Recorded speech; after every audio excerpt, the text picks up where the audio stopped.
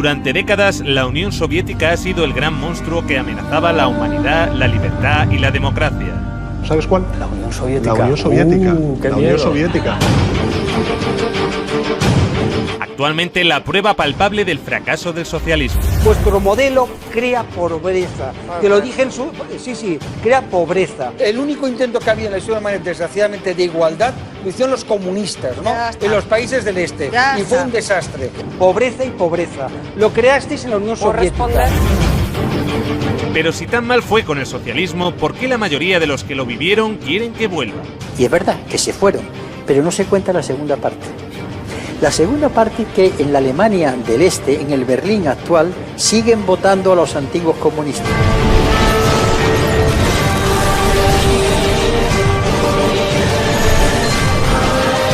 A continuación, vamos a ver lo que no nos han contado sobre la Unión Soviética.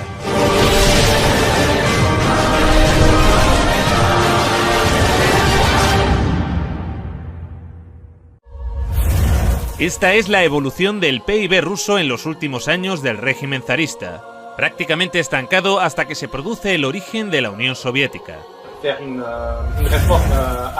Lo primero que harán será una reforma agraria que otorga a los campesinos propiedad sobre la tierra. Luego, los primeros años de socialismo, como consecuencia de la Primera Guerra Mundial y la Guerra Civil, fueron complicados. En 1921 se creará el Gosplan, el Centro de Planificación.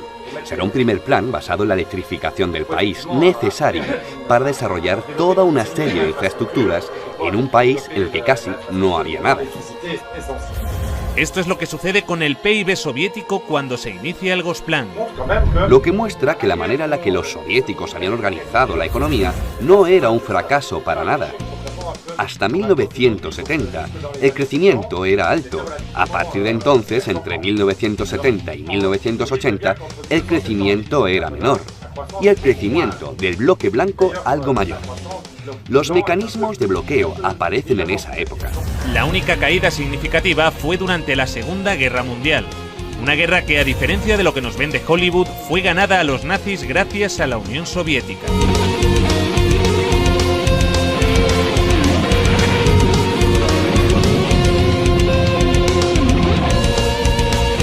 Stalingrado fue la primera gran victoria del ejército soviético. El triunfo del Volga es como un faro, el punto de inflexión de la Segunda Guerra Mundial. Solo en Stalingrado murieron más nazis que en todo el frente occidental junto. Europa y la URSS habían quedado devastadas tras la guerra.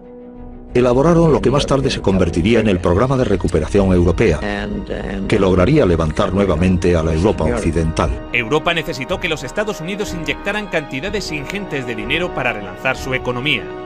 La Unión Soviética no. La URSS se desarrollaba más rápido que los países avanzados. No muchos países lograron cifras de desarrollo igual de rápidas.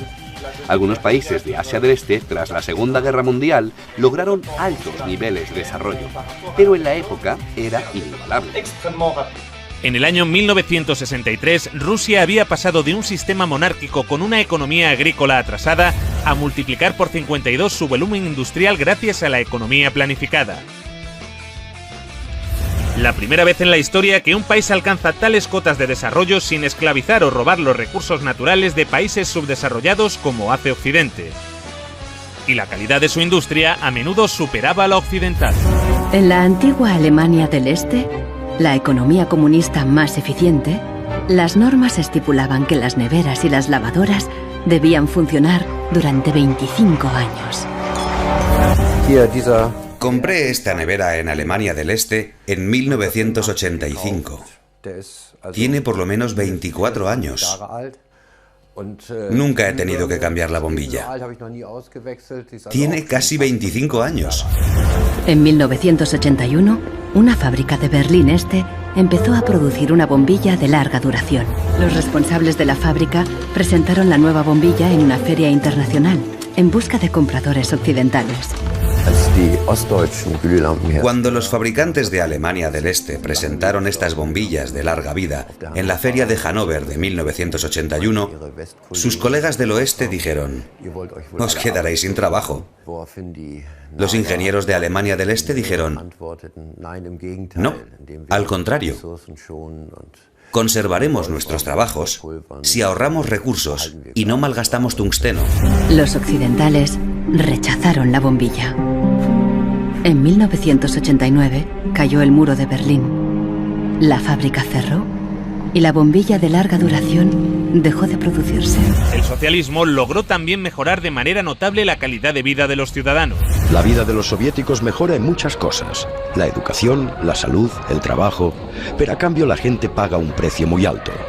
Desde Moscú, los dirigentes del Partido Comunista gobiernan con mano de hierro los diferentes pueblos y naciones que forman la Unión Soviética. Junto a los errores y a veces horrores, los rusos comieron por primera vez con los comunistas. Tuvieron educación con los comunistas. Tuvieron sanidad con los comunistas. La esperanza de vida subió de 40 a 70 años en 4 décadas y la mortalidad infantil se redujo en casi un 90%. Entre 1920 y 1921 hay una hambruna terrible. La guerra destruye la agricultura y además la guerra se da en los territorios más fértiles. La economía planificada también logró resolver esto, tanto que el promedio de estatura aumentó, consecuencia de las mejoras en la alimentación tras la Segunda Guerra Mundial. Esta gráfica muestra los niveles de ingesta calórica per cápita en Europa y los Estados Unidos. Aquí abajo, España. Por encima de todos, la Unión Soviética. Crearon también el primer sistema sanitario universal y gratuito del mundo. Los servicios sanitarios actuales de la URSS son el resultado de 40 años de evolución, experiencias e investigaciones. Forman un sistema unificado que se extiende a todas las disciplinas sanitarias y cuyas ramificaciones alcanzan a todos los centros de población que constituyen las 15 repúblicas de la Unión, llegando hasta las más pequeñas y remotas aldeas y zonas agrícolas. En el año 1980, la URSS tenía más médicos y camas de hospital que los Estados Unidos de América. También crearon el primer sistema educativo universal y gratuito en el que se incluía la universidad. Todo el material escolar lo proporcionaba el Estado. En los años 70, la URSS tenía 5 veces más ingenieros titulados que los Estados Unidos. Y mientras los Estados Unidos pasaban la Gran Depresión con un 23% de paro, la Unión Soviética alcanzaba la plena ocupación. Sus oficinas de desempleo permanecieron cerradas hasta el año 88. Y las condiciones laborales no estaban nada mal.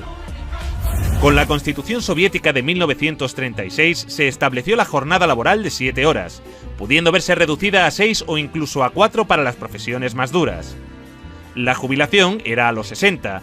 Para los trabajos más duros podía llegar a adelantarse a los 50. Solo hacían falta 20 años cotizados para cobrar la pensión completa.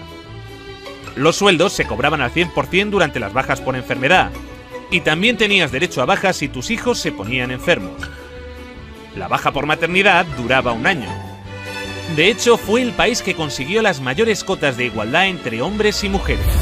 Antes, en la RDA de su juventud, la mujer era igual que el hombre, y a veces incluso superior. 9 de 10 trabajaban. Había guarderías para sus hijos y tenían tiempo de ocio. Este sistema de seguridad social serviría de inspiración a la socialdemocracia occidental, que llevaría a los Estados Unidos y a Europa a su mejor época de la historia en bienestar y derechos.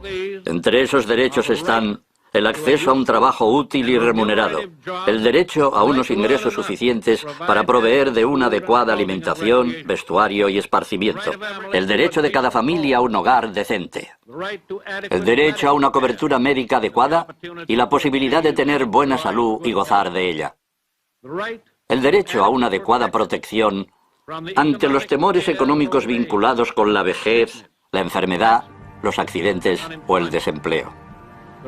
El derecho a una buena educación. Luego llegaron los liberales y empezaron a joderlo todo, pero esto es otra historia. Para el resto del mundo, el aporte científico de la Unión Soviética, incluso en economía, aunque no sea totalmente científica, es notable incluso para Europa. El virólogo soviético Viktor Sanov presentó su plan para erradicar la viruela ante la Organización Mundial de la Salud. Por primera vez en la historia, la humanidad lograba eliminar una enfermedad gracias a una campaña de vacunación en la que la Unión Soviética tuvo un papel fundamental. Fueron los primeros que lograron poner un satélite en órbita, el Sputnik. Los medios de comunicación de todo el mundo estaban embargados de emoción porque el hombre había podido llegar al espacio. El cosmonauta soviético Yuri Gagarin fue el primer hombre en viajar al espacio. Valentina Tereskova, la primera mujer. La Mir, la primera estación espacial. Incluso el primer teléfono móvil.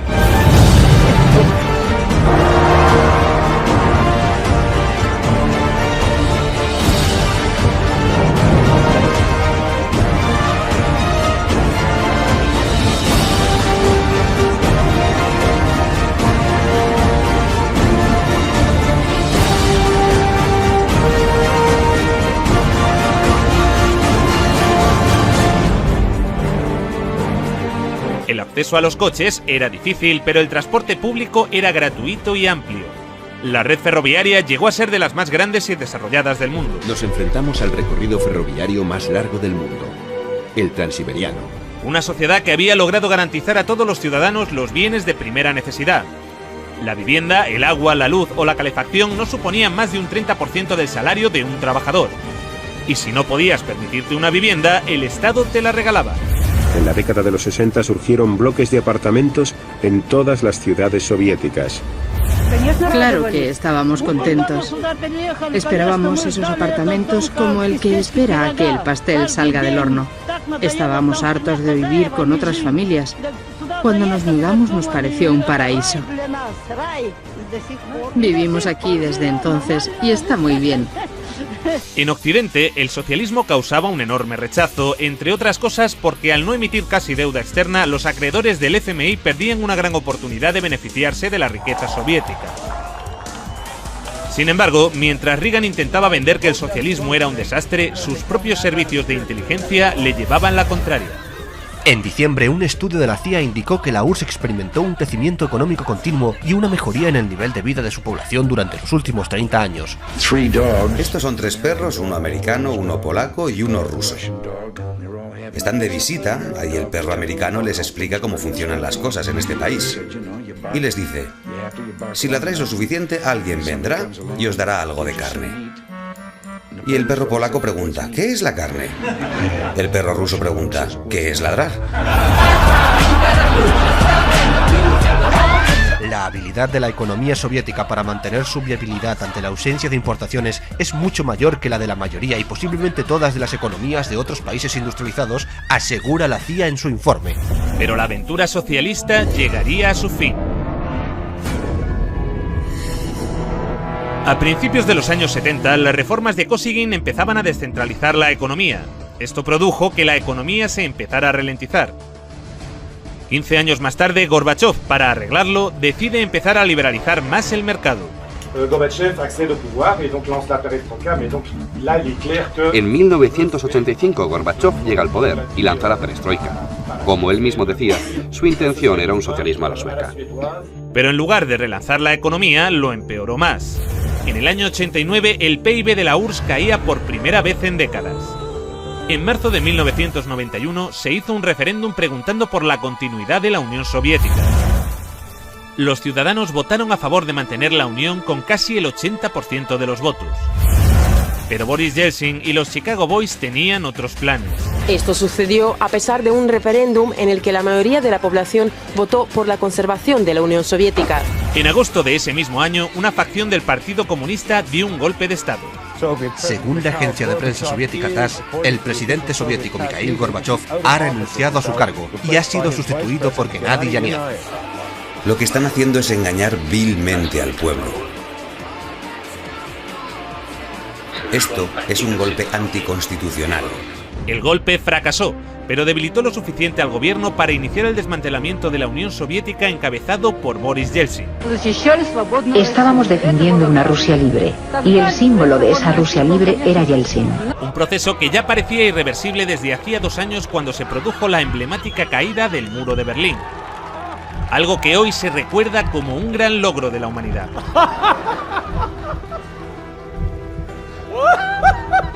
Aunque poco se habló de lo que sucedió después. El libre mercado llegó a Rusia y con él el caos. Se vendieron empresas estatales a precio de saldo. Gracias a la terapia de shock de Yeltsin, en 1992 los rusos consumían un 40% menos que en 1991. Un tercio de la población había caído en la pobreza y la gente tardaba meses en cobrar su sueldo. Con las medidas liberales llevadas a cabo por Boris Yeltsin, el PIB de Rusia experimentó una caída en picado durante los 8 años siguientes.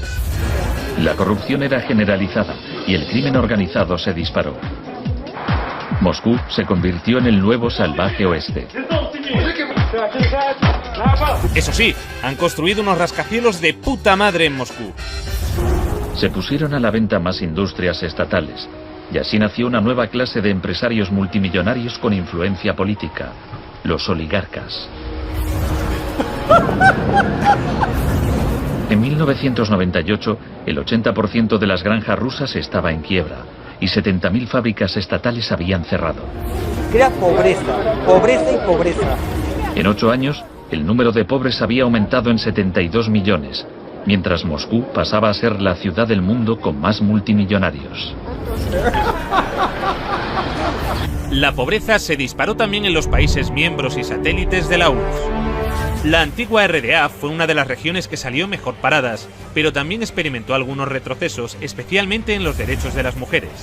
Mujeres de la RFA piden que se apliquen las leyes que protegen a las mujeres en la RDA.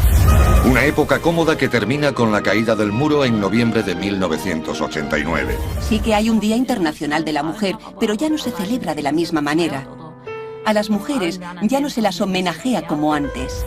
Un retroceso que en ocasiones llegó a tener consecuencias trágicas. Miles de mujeres de la ex RDA se hacen esterilizar por temor a perder el empleo. Las regiones que están más al sureste de Europa o las próximas al Cáucaso pasaron a convertirse en países cuasi tercermundistas. La desintegración de la Unión Soviética ocasionó el colapso de la seguridad social de la que gozaban antes las personas mayores. Numerosos ancianos viven hoy en la pobreza. La venta de riñones por dinero fue la única opción que la mayoría de ellos tenía para poder mantener a sus familias. Es difícil conseguir un empleo en las regiones de Moldavia. He escuchado que un riñón vale $95.000, o cerca de 100.000. Nos engañaron. Sé que no debí viajar a Turquía, pero necesitaba el dinero. Ahora ese dinero ha arruinado mi salud. Desde entonces, los latentes conflictos interétnicos que persistían en varias repúblicas de la URSS se intensificaron y desataron choques armados. Según diferentes datos, estos enfrentamientos se cobraron las vidas de decenas de miles de personas.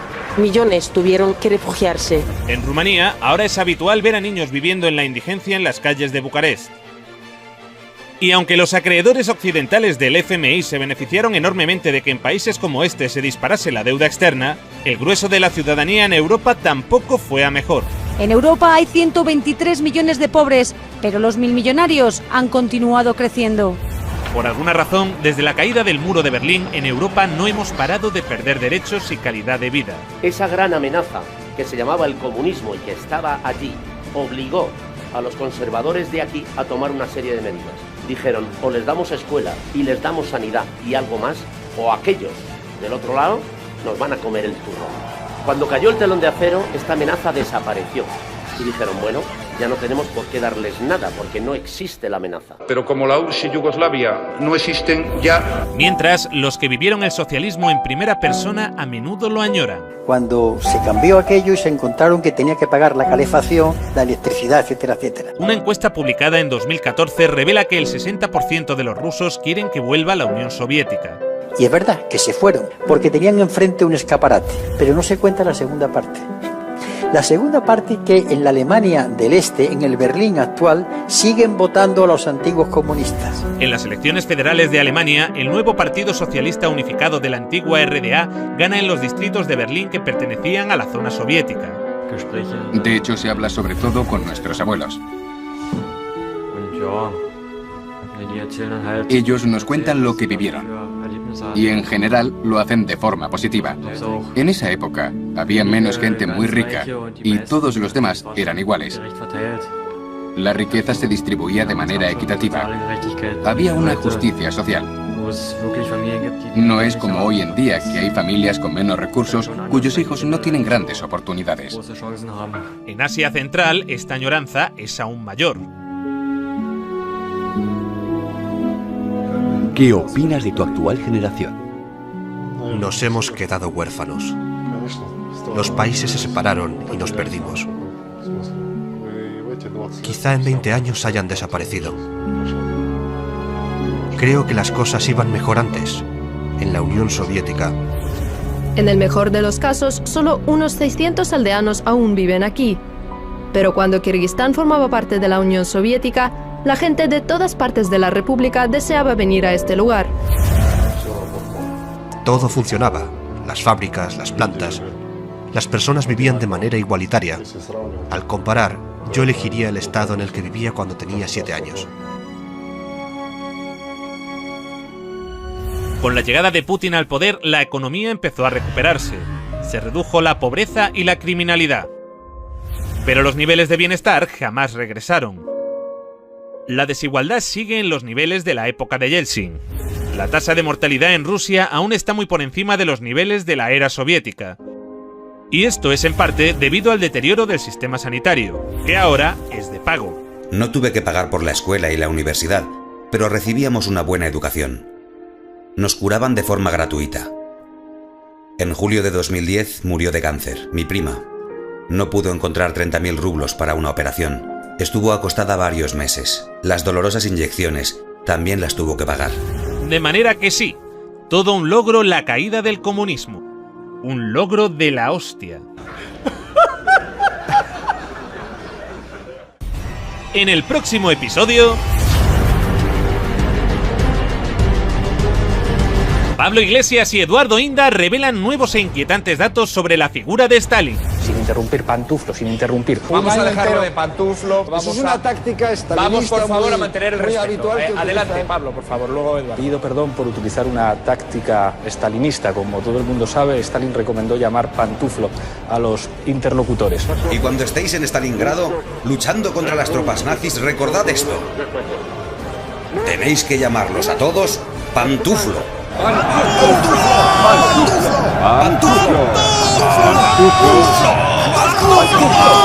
¿Cambiará esto la opinión que tienen los ciudadanos de Stalin? Yo creo que a Stalin más le hubiera valido invadir Ciudad Rodrigo. Ciudad Rodrigo. Ciudad Rodrigo. Ciudad Rodrigo. Ciudad Rodrigo. ¿Y qué pasa con Ciudad Rodrigo? Si me la chupas te lo digo.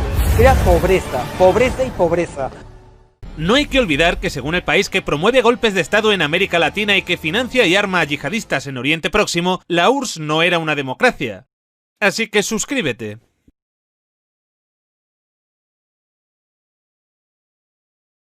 En capítulos anteriores... Este sistema de seguridad social serviría de inspiración a la socialdemocracia occidental, que llevaría a los Estados Unidos y a Europa a su mejor época de la historia en bienestar y derechos. Entre esos derechos están el derecho de cada familia a un hogar decente, el derecho a una cobertura médica adecuada, el derecho a una adecuada protección ante los temores económicos vinculados con la vejez, la enfermedad, los accidentes o el desempleo, el derecho a una buena educación. Luego llegaron los liberales y empezaron a joderlo todo, pero esto es otra historia. Ahora vamos a contar esa historia. Lo único que no privatizaría son las Fuerzas Armadas, los tribunales y algunas carreteras y autopistas.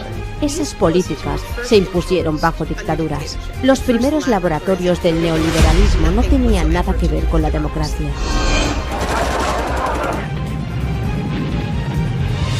Esta nunca ha sido dictadura, señor. Esta es dicta blanda. Teniente General Jorge Rafael Videla.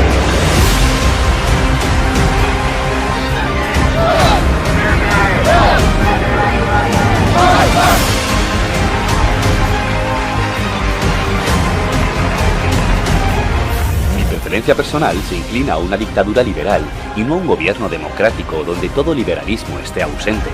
Sí, él preferiría que los pobres sean más pobres con tal de que los ricos seamos menos ricos. Que el avance de la libertad y la democracia relegue al marxismo-leninismo al basurero de la historia. Hay algunos que esto no lo acaban de entender. España va bien. Muy pronto. Y esta vez no es una coña.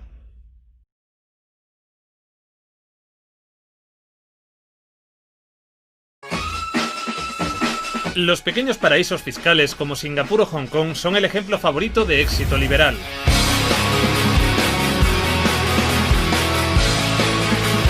Estos países tienen un gasto público mínimo, bajos impuestos y escasa intervención estatal. No hay muchas leyes que protejan a los trabajadores, pero como todos son muy ricos, da igual. Bueno, todos. La sociedad se rige por el libre mercado y la competencia. ¿Puede este sistema aplicarse a mayor escala y tener éxito?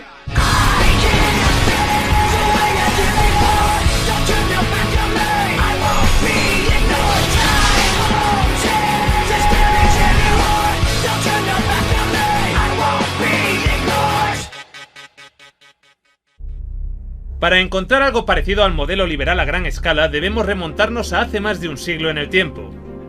Porque el liberalismo no es nada nuevo, en realidad... Eso es muy antiguo. En el siglo XIX, la fiscalidad y el gasto público en las economías más importantes eran mínimos. En un momento en el que pocos países estaban industrializados y la competencia era baja, imperaban los principios del libre mercado. Fue la introducción de más países a este libre mercado lo que finalmente hizo colapsar el sistema.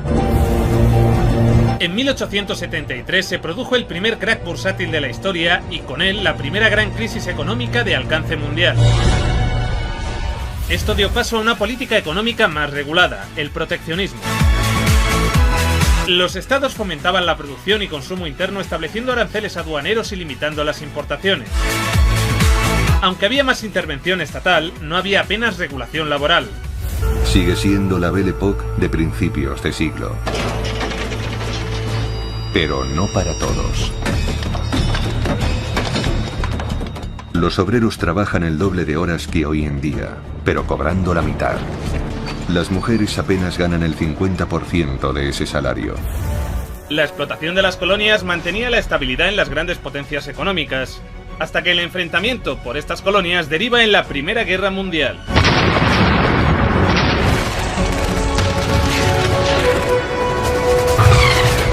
Tras esta, Estados Unidos queda en una situación privilegiada para el comercio frente al resto del mundo.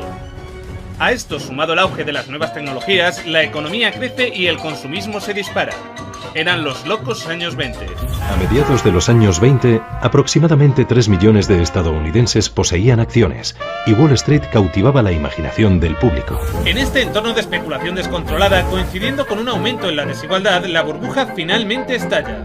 Martes 29 de octubre de 1929. El pánico cunde como nunca antes en la historia y el mercado se inunda con 16 millones de acciones. Con ellas se pierden más de 14.000 millones de dólares junto con la confianza de todo un país. Wall Street y los años 20 resultan ser un fiasco. Se iniciaba así la segunda gran crisis de la historia, la Gran Depresión. Durante la burbuja, los mercados operan libremente. Es un momento de relax, sin muchas normas, pero cuando hay que transformar la economía, recuperarla, hay que pensar en una mayor intervención de los poderes públicos de manera valiente y lúcida. En un primer momento se respondió a esto con austeridad. La idea de que la austeridad es la solución lleva muchos años circulando. Andrew Mellon era el secretario del Tesoro del gobierno de Herbert Hoover en la época de la Gran Depresión. El mercado de valores cayó, los ingresos cayeron en picado, aumentó el déficit y ellos recurrieron a la austeridad, con lo que convirtieron el crack bursátil en la Gran Depresión. Al final la crisis se resolvió haciendo todo lo contrario de lo que defiende el liberalismo. Más impuestos, más gasto público y más regulación estatal. Se establecían así las bases de la socialdemocracia occidental con un proyecto denominado el New Deal. Teddy Roosevelt protegió la fauna de nuestro país para poder matarla personalmente. Franklin Roosevelt condujo el país a través de la Depresión y la Segunda Guerra Mundial. Su cara está en una moneda. Tiene que haber una supervisión estricta de toda la actividad bancaria, el crédito y la inversión. Ha de ponerse fin a la especulación con dinero ajeno. El New Deal se asocia a dos elementos fundamentales. En primer lugar, cuando el mercado no puede generar puestos de trabajo por sí solo, tienen que hacerlo las autoridades. Así que lo que hicieron fue lanzar grandes obras públicas como carreteras, y se creó empleo para miles de personas.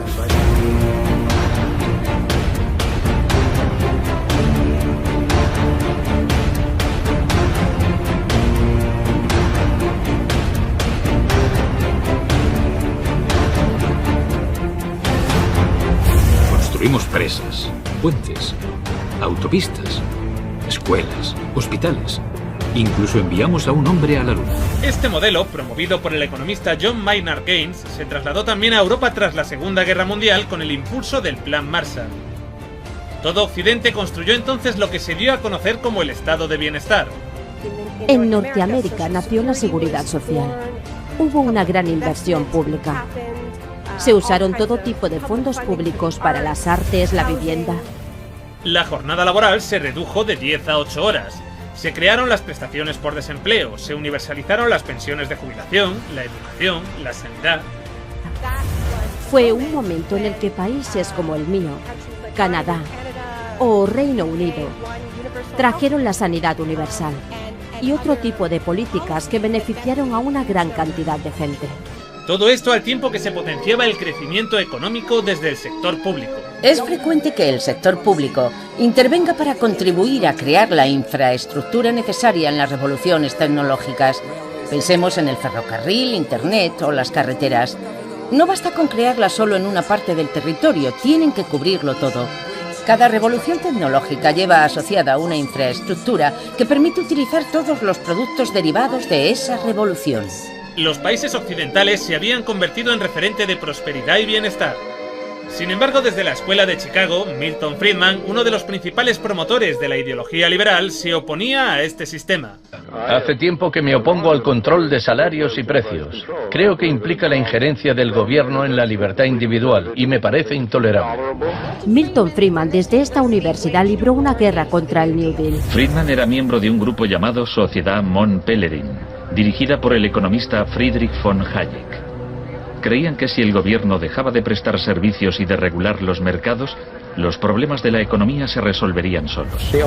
Lo único que no privatizaría son las fuerzas armadas, los tribunales y algunas carreteras y autopistas. Mientras Europa prosperaba con el modelo de Keynes, la Escuela de Chicago empezó a realizar experimentos liberales en América Latina.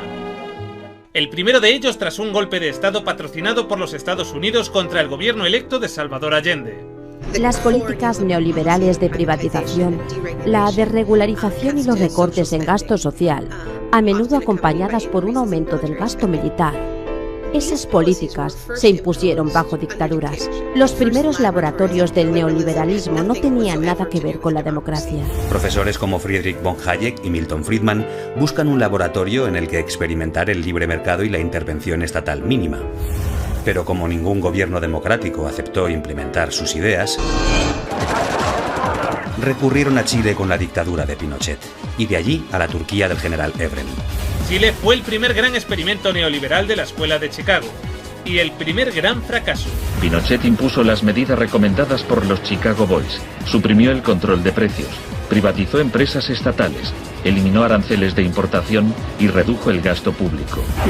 Se trataba del primer caso en que un avance hacia el comunismo daba paso a un avance hacia el libre mercado. No dio resultado. Al cabo de un año había una inflación del 375% anual, la más alta del mundo. Durante toda la época de Pinochet, la economía de Chile creció por debajo de la media de América Latina. Esta nunca ha sido dictadura, señores. Esta es dicta blanda. La tasa de desempleo batió récords llegando a alcanzar el 35%. A finales de su mandato, la pobreza se había duplicado superando el 40%. Pronto quedó claro que la política económica de Friedman favorecería a los ricos a costa de los pobres. Se calculaba que una familia que intentara subsistir con el salario mínimo tendría que gastar el 74% de sus ingresos en pan. Viajar en autobús o beber leche se había convertido en un lujo. Otro de los grandes experimentos de la Escuela de Chicago fue Argentina. Yo, teniente general Jorge Rafael Videla. Tras un golpe de Estado contra el gobierno de Isabel Perón, se establece una dictadura militar y con ella se impone la economía liberal. Se eliminan las retenciones a la exportación de productos agropecuarios. Se libera el mercado cambiario y financiero. Una de las principales decisiones es eliminar los controles de precios. Así, el mercado se encargará de fijar el valor de los productos, sin intervención del Estado. Un año después del golpe, los sueldos habían perdido el 40% de su valor, se cerraban fábricas y la pobreza se disparó. Como en Chile, hubo que aterrorizar al pueblo para que aceptara estas medidas económicas. La tesis de la doctrina del shock es que nos han contado un cuento sobre cómo estas medidas radicales han triunfado en el mundo.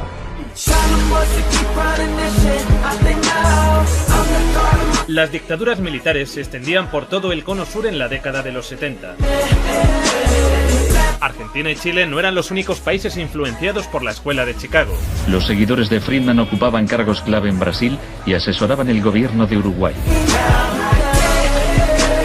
Y la Operación Cóndor, promovida por Estados Unidos, se encargaría de reprimir cualquier movimiento de izquierdas que se opusiera a los regímenes. Por fin soy de un movimiento de gente normal que quiere recuperar el poder para la gente. Oye, el Tea Party no es el movimiento ciudadano que crees. De hecho, está financiado por grandes empresas que os utilizan para eliminar leyes y pisotear a todo el mundo. No sería hasta principios de los años 80 cuando una versión más moderada del neoliberalismo llegaría a Occidente de la mano de Margaret Thatcher en Gran Bretaña y de Ronald Reagan en los Estados Unidos.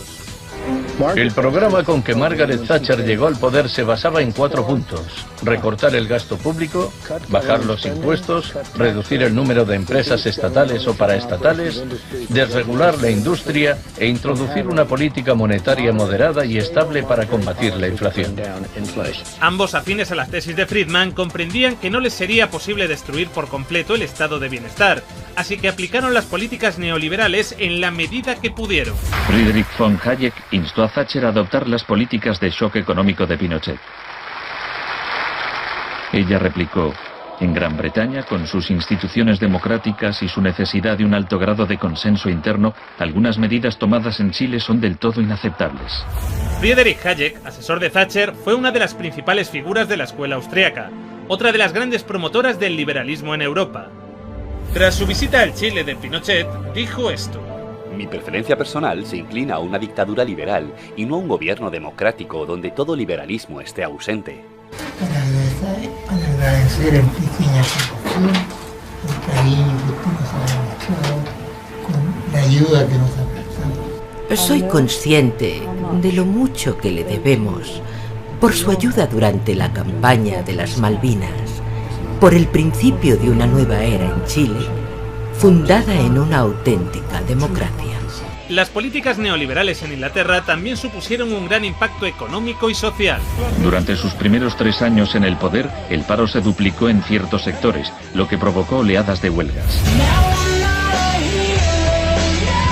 La tasa de paro alcanzó su nivel más alto desde la Gran Depresión. Se disparó el precio de la vivienda y el aparente éxito económico terminó en otro crack bursátil seguido de 3 años de recesión. A quienes esperan ansiosos que yo haga caso del eslogan favorito de los medios, ¿dar vuelta atrás? Solo puedo decirles una cosa: dad vuelta atrás vosotros si queréis. La dama no es partidaria de ello.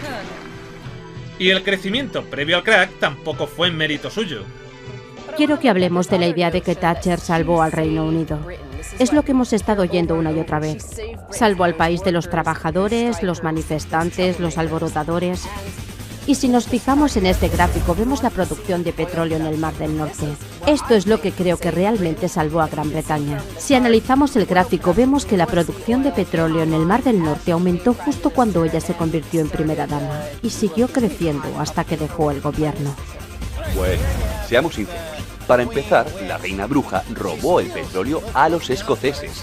Ni siquiera es el petróleo inglés, sino el escocés.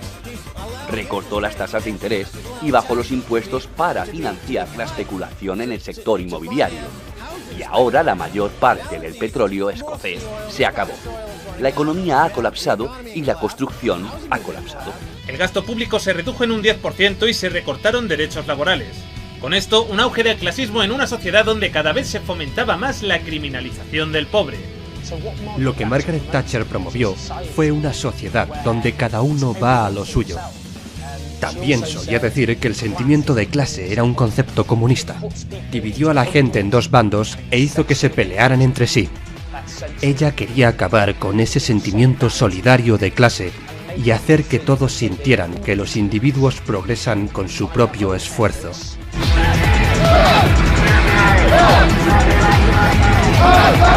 Incluso cuando el paro creció masivamente en Gran Bretaña, en lugar de culpar al gobierno por sus políticas económicas, culparon al desempleado.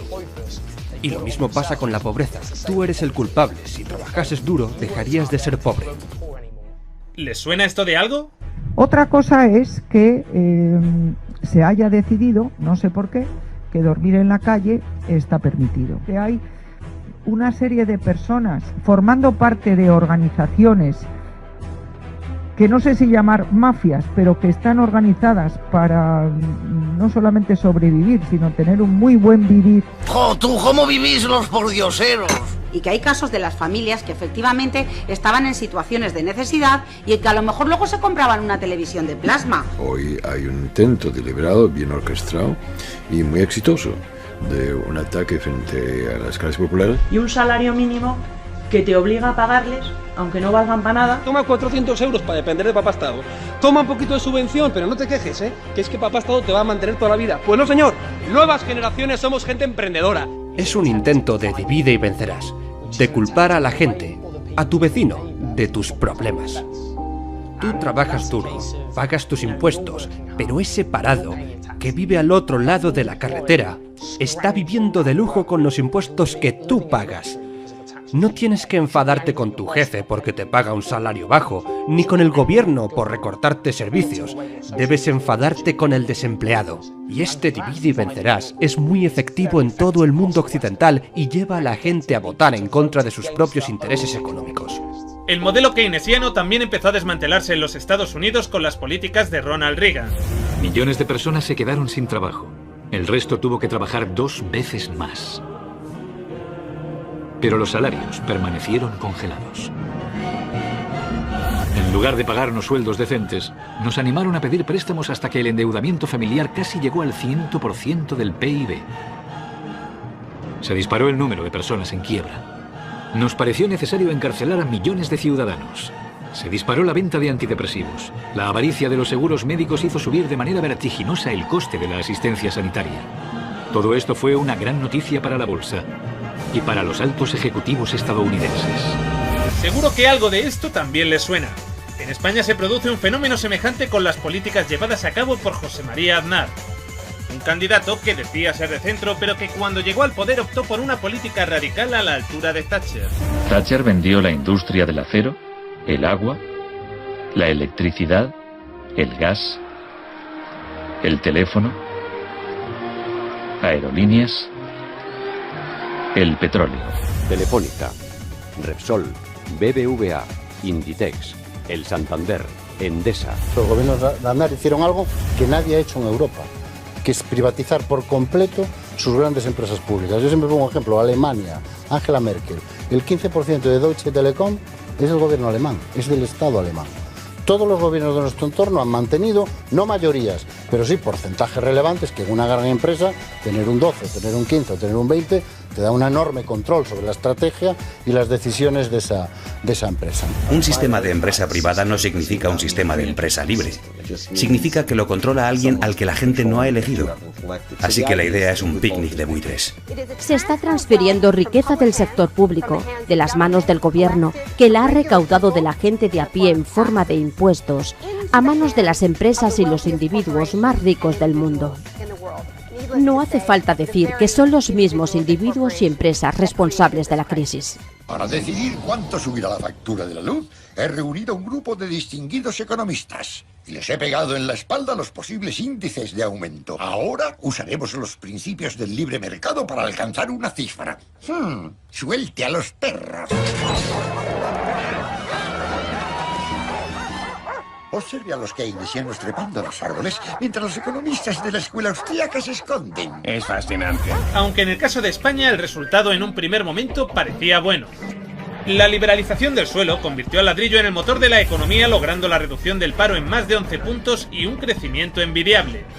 Había comenzado la burbuja inmobiliaria. El éxito de Aznar en la economía está sustentado en algo que se descubrió después, que constituía estar cebando la bomba que luego nos iba a estallar a todos en la mano. Durante esta burbuja, el precio de la vivienda se disparó y, al igual que sucedió en Estados Unidos, los sueldos no crecieron a la par. La deuda de las familias y empresas llegó a superar el 200% del PIB en 2009. Toda la riqueza de la que disfrutaban los españoles había sido en realidad una ilusión.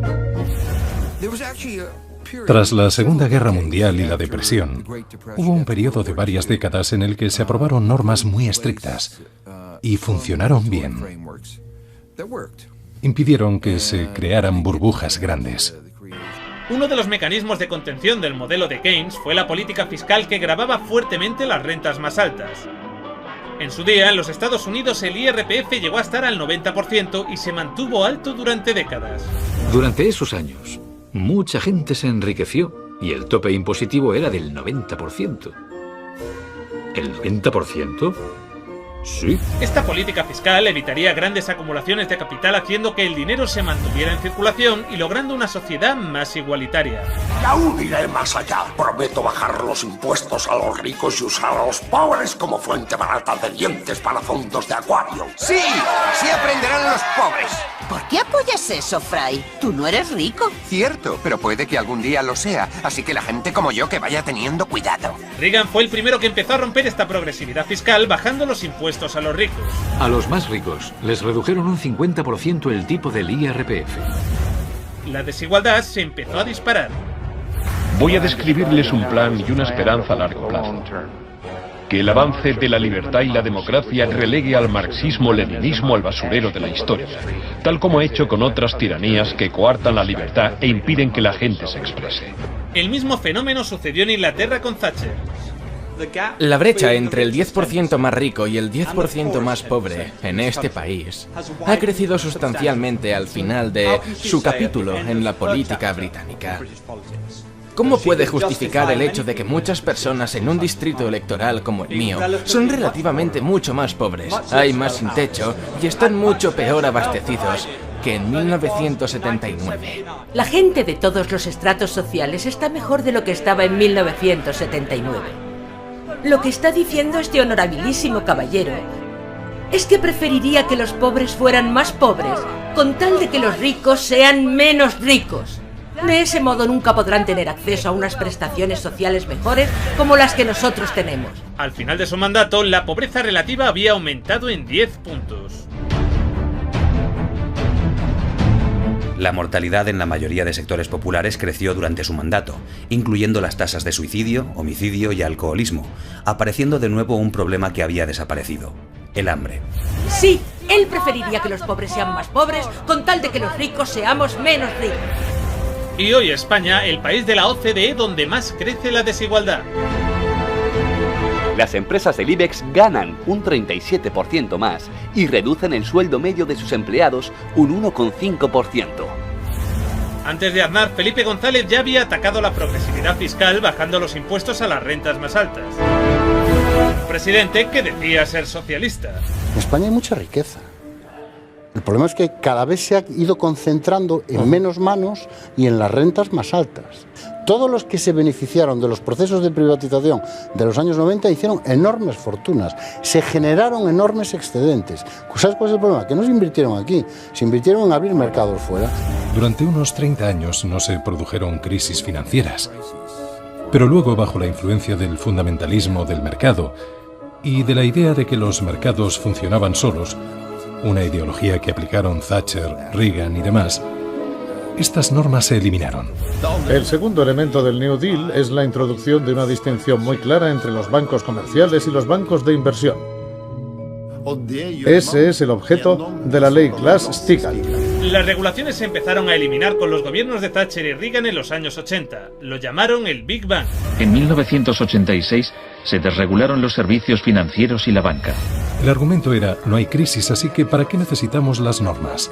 Pero precisamente las normas eran lo que impedía que hubiera crisis, y cuando se empezaron a eliminar esas medidas, empezamos a sufrir una serie de crisis. Desde 1980 se han producido más de un centenar en todo el mundo. Básicamente, nosotros creemos que el capitalismo es un sistema que funciona estupendamente bien cuando se le deja funcionar. Tras la desregulación del Big Bang, en los 80, se han producido varios shocks económicos.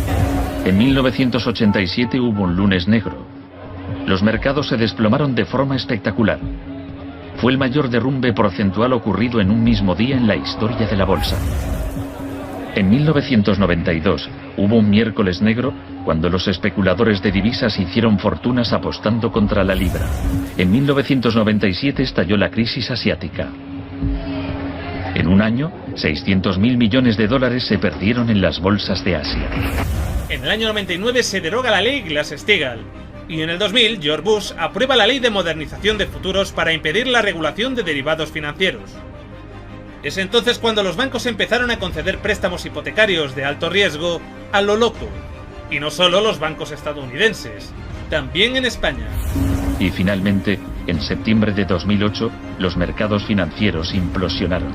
Al igual que había sucedido en el pasado, con la llegada de los picos de desigualdad se produjo la llegada de una gigantesca crisis mundial.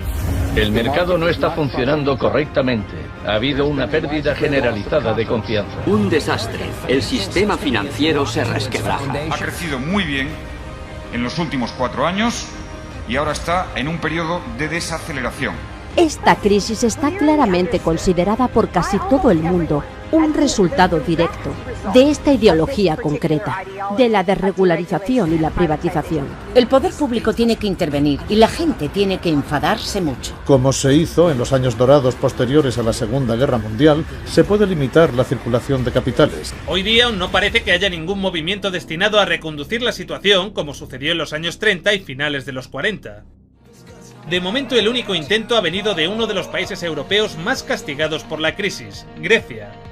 No estoy exagerando cuando afirmo que mi país en los últimos años se ha convertido en un laboratorio para el experimento de la austeridad. Pero la experiencia ha fracasado. Pero la Troika fulminó esta vía de inmediato. Empezó sin democracia. Empezó con la dictadura, impuesta con la fuerza bruta, con la tortura y el miedo. Cuando empezó la era democrática en la década de los 80, hizo falta otro mecanismo para mantener a los países a raya. Y ese mecanismo fue la deuda.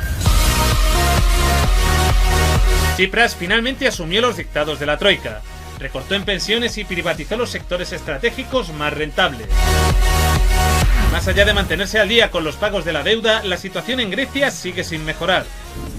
Nadie privatiza o desregula a no ser que haya un martillo sobre la cabeza, como ahora en Grecia, y en España o en Italia, donde hay una tremenda presión sobre el gobierno, debido a una situación financiera desesperada.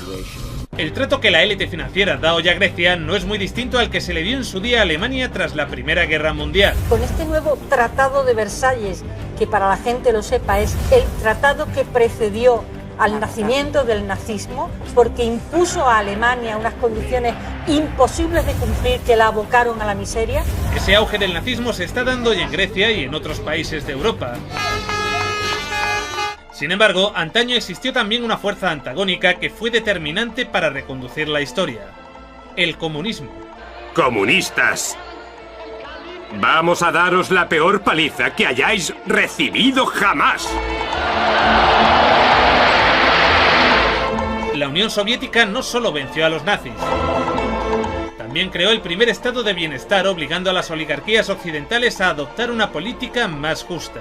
Fue un momento de rápida transformación. De hecho, la sociedad se movió tanto a la izquierda que el New Deal fue un compromiso del capitalismo para salvarse a sí mismo de un cambio revolucionario. Lo que nos muestra la historia es que las épocas doradas llegaron siempre después de épocas de enorme decadencia. Una decadencia a la que aún no hemos llegado. Creo que estamos en una encrucijada, un punto muy importante, en que puede generarse una época dorada de la sostenibilidad y el desarrollo global. Pero hay que trabajar para ello, y quizá tiene que empeorar todo mucho antes de mejorar. En 1937, año clave para el New Deal, ¿saben cuántas huelgas se declararon en Estados Unidos? 4.740 huelgas que duraban un promedio de 20 días. ¿Saben cuántas huelgas hubo en 2007? 21. Si queremos políticas contra la crisis que hagan de este mundo un sitio más sano, justo y pacíficos. Tendremos que salir ahí fuera y obligarlos. Gracias.